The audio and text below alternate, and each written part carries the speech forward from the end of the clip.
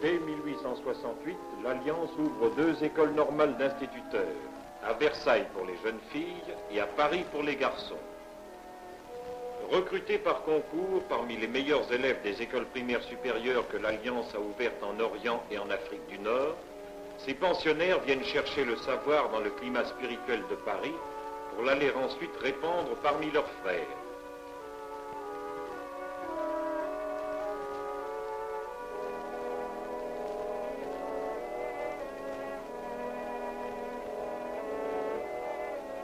Pour donner à cette jeunesse d'élite une formation et une culture en rapport avec la mission que chacun aura à accomplir, l'Alliance confie ses élèves aux meilleurs maîtres de l'université française et de la science juive, pour qu'ils soient formés à la double culture occidentale et hébraïque.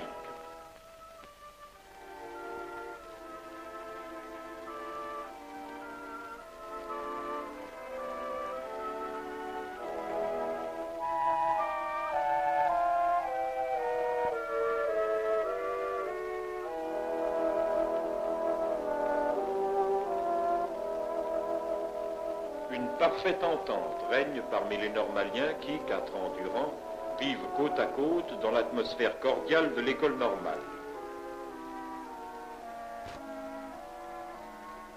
Le Maroc en particulier, que sont dirigés maintenant la plupart des maîtres, car l'œuvre de l'Alliance dans ce pays est en plein essor, avec 54 écoles et 21 000 élèves.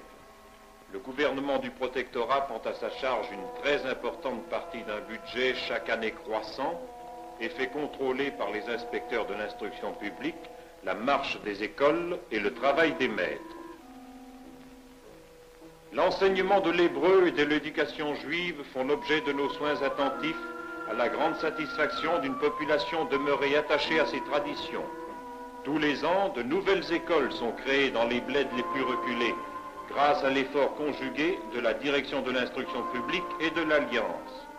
Quant à vous, les jeunes, c'est dans ces centres éloignés que vous aurez à vous occuper d'une enfance déshéritée qui attend tout de vous. Déjà, des milliers d'enfants ont été sauvés grâce aux écoles de l'Alliance, mais il y en a encore des milliers d'autres que nous sommes décidés à arracher au vagabondage et à son cortège de misère. Et pour cela, c'est sur vous, aujourd'hui, que nous comptons. Depuis bientôt un siècle, l'Alliance israélite universelle déploie un effort magnifique à subventionner et à entretenir ses nombreuses écoles.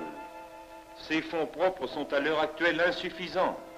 Elle n'arrive à poursuivre son œuvre d'émancipation que grâce à l'appui que lui apporte le gouvernement français, les Juifs de France et d'Amérique, les gouvernements locaux et les communautés juives parmi lesquelles et pour lesquelles elle travaille.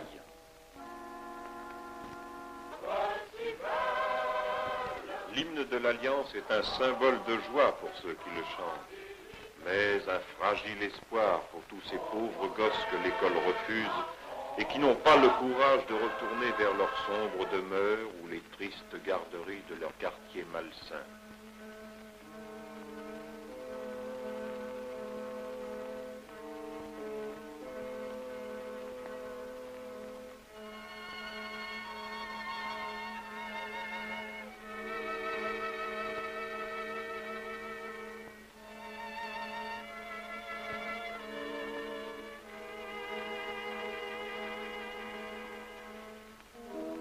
Des milliers et des milliers d'enfants d'Afrique du Nord et d'Orient attendent dans ces Hédarim le jour heureux où l'Alliance leur ouvrira la porte de ces écoles pour leur donner l'instruction qui prépare à la vie, comme elle la donne déjà à des milliers d'autres enfants du même âge qui, sur les bancs des classes de l'école de l'Alliance, ont passé dans la joie cette première journée scolaire.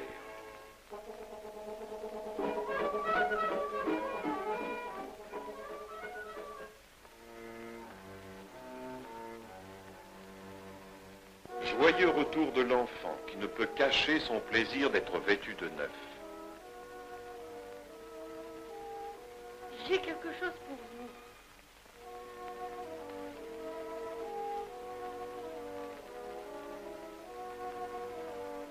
Et c'est le volubile récit de sa première journée d'école.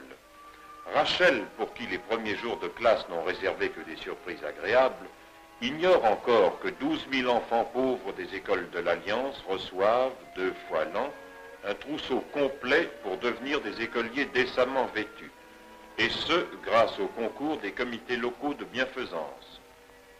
Ces mêmes comités de bienfaisance se chargent également de nourrir chaque jour les mêmes 12 000 élèves pauvres. Les plats sont copieux et sains. On peut même en redemander. Pour beaucoup de ces déshérités, le repas de l'école est la seule nourriture de la journée. Le goûter du soir est réservé aux écoliers chétifs et sous-alimentés.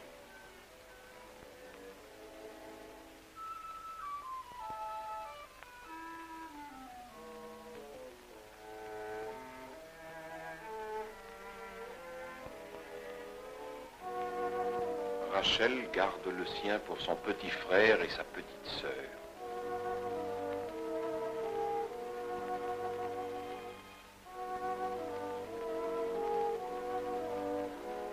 Tous les jours, les menus changent, que les enfants, petits et grands, apprécient et qui sont préparés avec soin sous le regard des directeurs et des membres du comité de bienfaisance.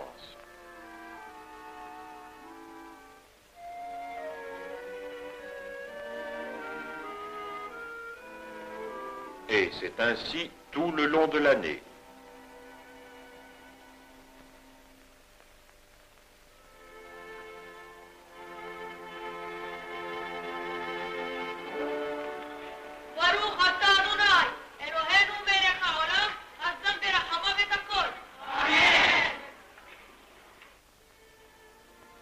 Chaque soir, la joie pénètre dans ce pauvre foyer quand la petite Rachel raconte l'emploi de sa journée scolaire.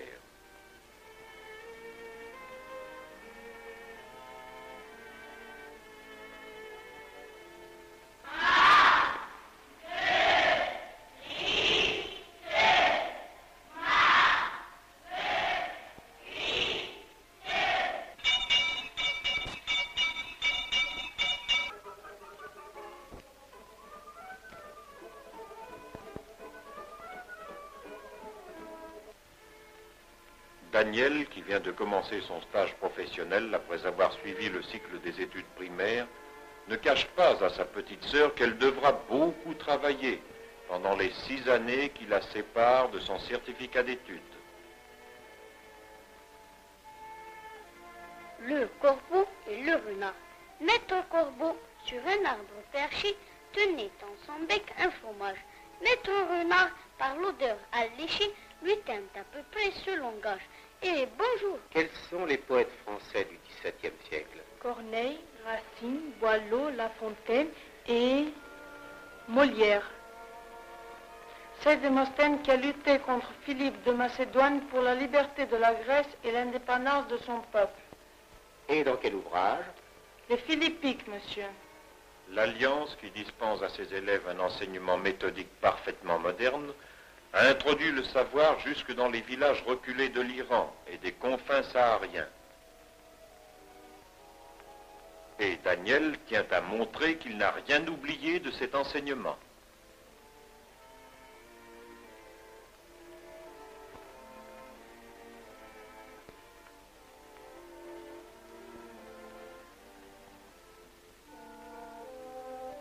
L'Alliance israélite universelle ne se contente pas seulement d'instruire les enfants qui lui sont confiés, elle s'occupe aussi de leur santé. Les meilleurs spécialistes et les meilleurs praticiens lui prêtent gracieusement leurs précieux concours.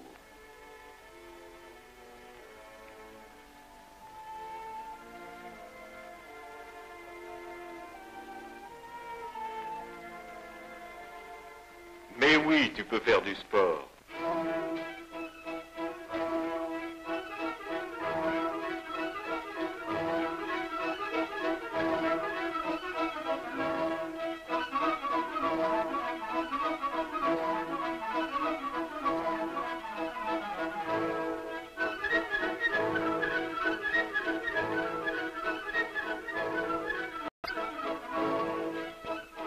Pour la plupart de ces enfants, souvent écrasés de misère, de crainte et confinés dans des masures insalubres.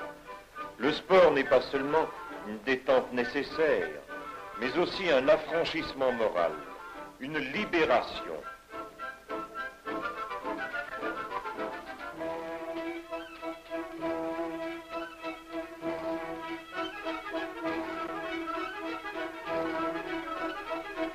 Un bel effort musculaire, la précision, la discipline des jeux,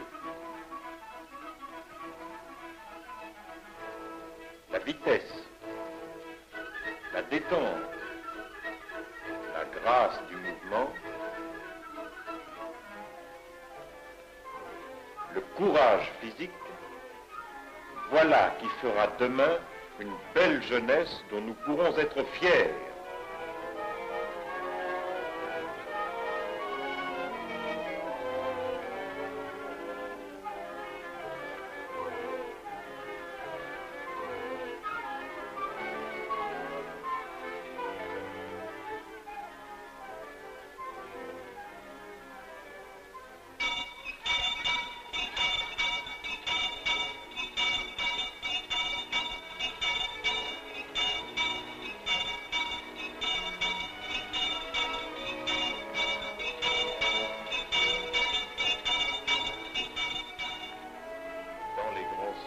L'Alliance a ouvert des écoles secondaires pour permettre à l'élite de la jeunesse juive de poursuivre ses études.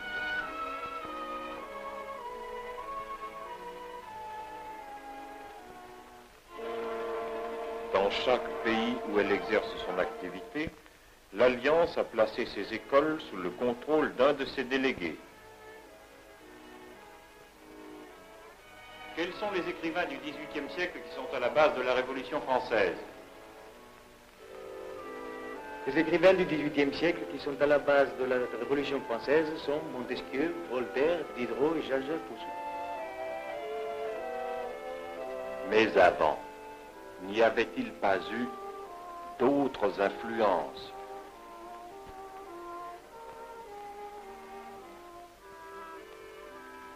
Dans la bruyère, on commençait déjà à percevoir la menace de la Révolution.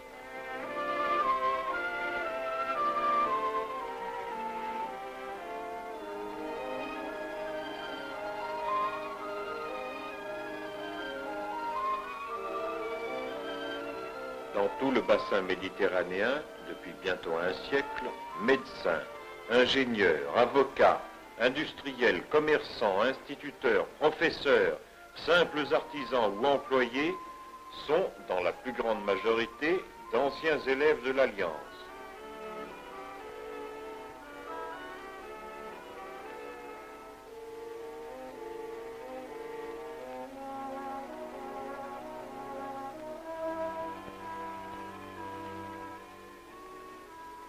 L'enseignement de l'hébreu occupe une place importante dans les programmes des écoles primaires et des classes secondaires.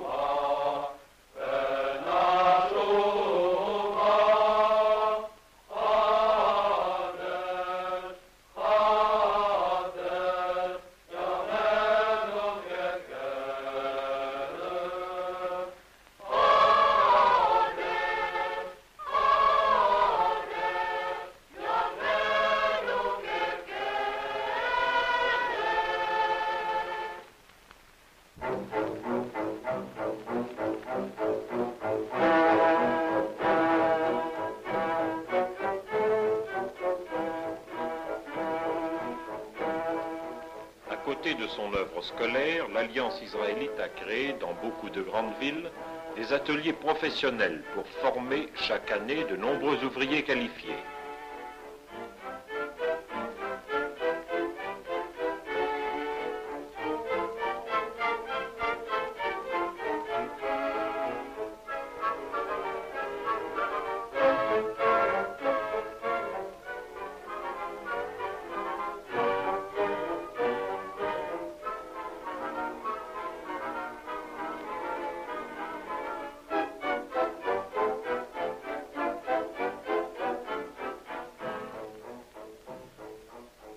travail manuel est à l'honneur dans ces écoles qu'on voudrait plus vastes et plus nombreuses.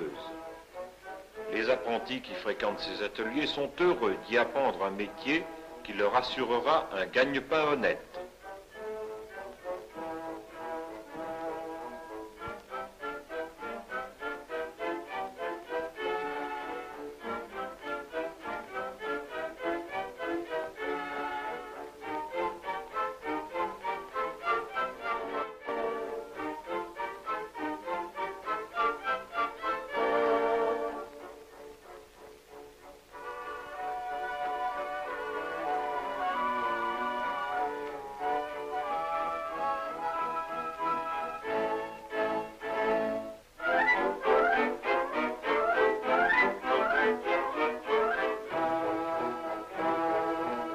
Que le métier qu'ils ont choisi ou vers lequel on les a orientés exige un effort physique ou réclame de l'adresse et du goût, ces jeunes élèves l'apprennent et le pratiquent avec beaucoup de sérieux sous la direction de maîtres compétents.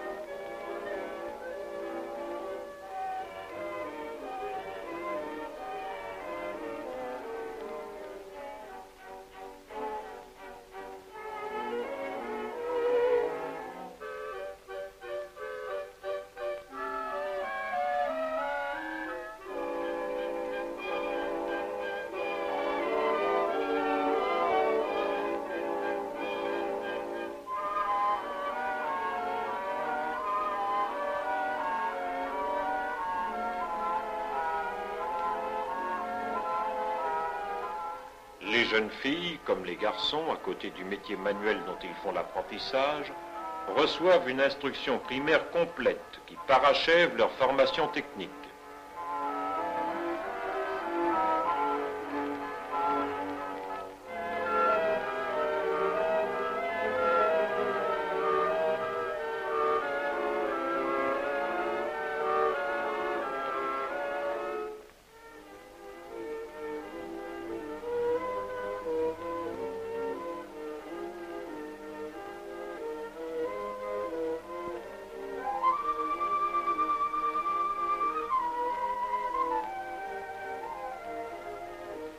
Dans le cycle de l'enseignement professionnel, l'agriculture retient particulièrement l'attention du comité central de l'Alliance, qui se préoccupe activement d'agrandir et de multiplier ses fermes écoles. Que ce soit à Jérusalem, ou à l'école de Mikvé Israël, ou au Maroc, la jeunesse de ces écoles montre un tel amour pour les travaux de la terre qu'on ne peut s'empêcher d'évoquer le lointain passé où Israël était un peuple d'agriculteurs.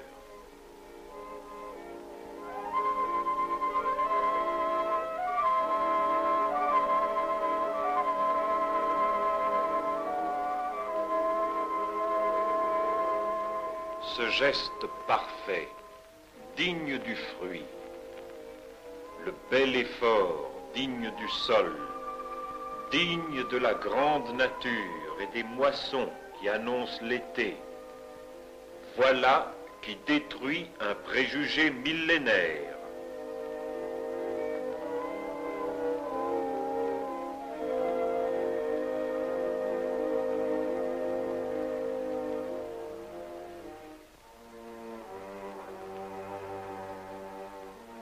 L'année scolaire terminée, un nouveau rayon de joie entre dans cette humble demeure.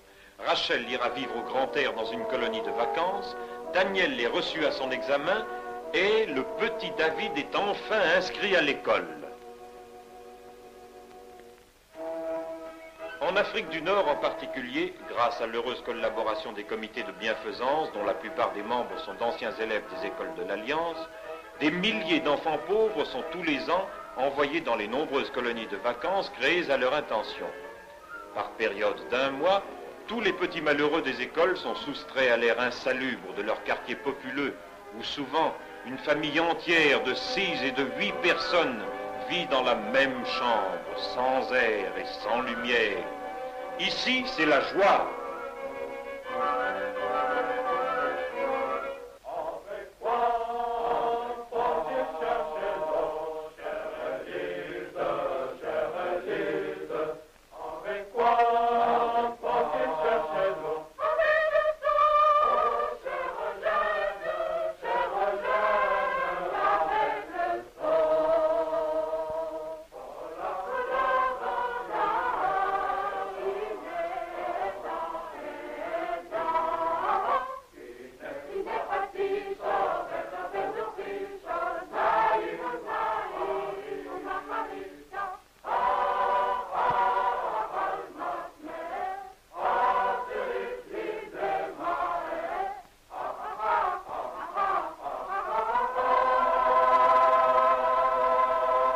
Dans la forêt, à la mer, à la montagne, la jeunesse s'ébat dans la joie en attendant la rentrée scolaire.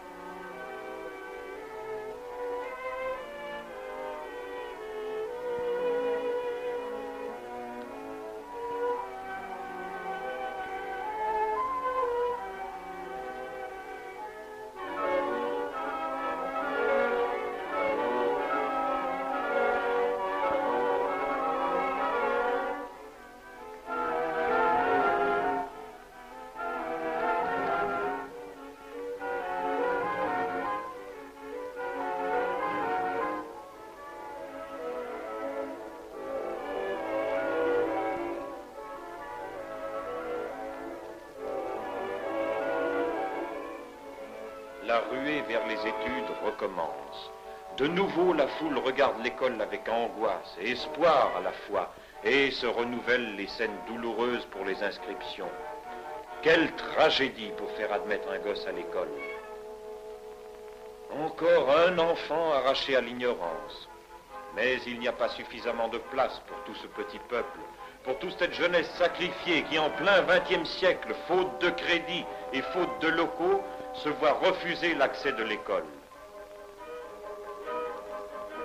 Heureusement que de temps en temps on édifie un nouvel établissement scolaire, mais il en faudra tant et tant d'autres encore.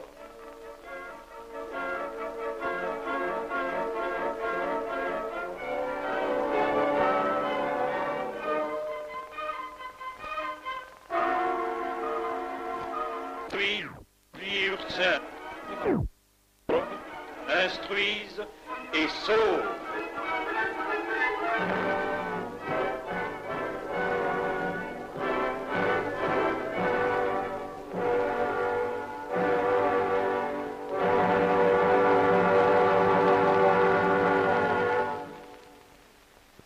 Les quelques scènes que vous avez pu voir illustrent mieux qu'aucun discours l'œuvre admirable d'humanité, de civilisation et d'émancipation accomplie par l'Alliance depuis bientôt un siècle, du Maroc jusqu'à l'Iran en passant par Israël.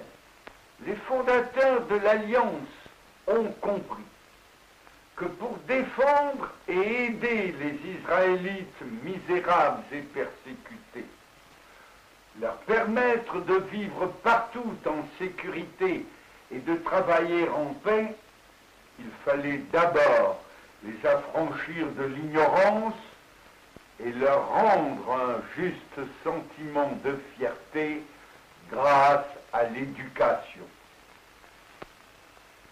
Les résultats sont là pour attester la justesse de cette méthode. Des centaines de milliers d'êtres élevés par l'Alliance et devenus dans les pays où ils vivent des hommes et des femmes respectés, reconnaissent publiquement tout ce qu'ils lui doivent. À l'heure actuelle, plus de 50 000 enfants fréquentent chaque jour nos 140 écoles primaires, secondaires, agricoles et professionnelles. Mais, faute de place suffisante, des milliers et des milliers d'enfants juifs sont encore privés du pain de l'instruction et de l'hygiène scolaire, sont voués à végéter dans la misère intellectuelle et sociale. Or, le moyen de les conduire vers une vie digne au sein de la société est entre vos mains.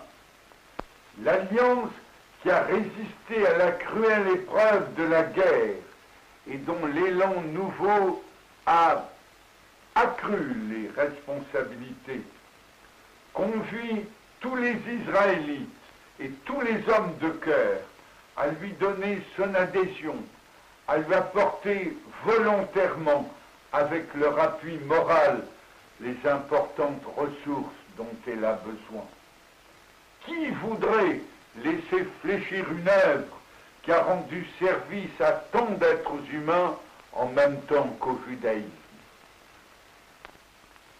Former les meilleurs hommes et les meilleures femmes, les meilleurs citoyens en tout pays et les meilleurs juifs, tel est le programme de l'Alliance israélite universelle. Vous l'aiderez à le réaliser.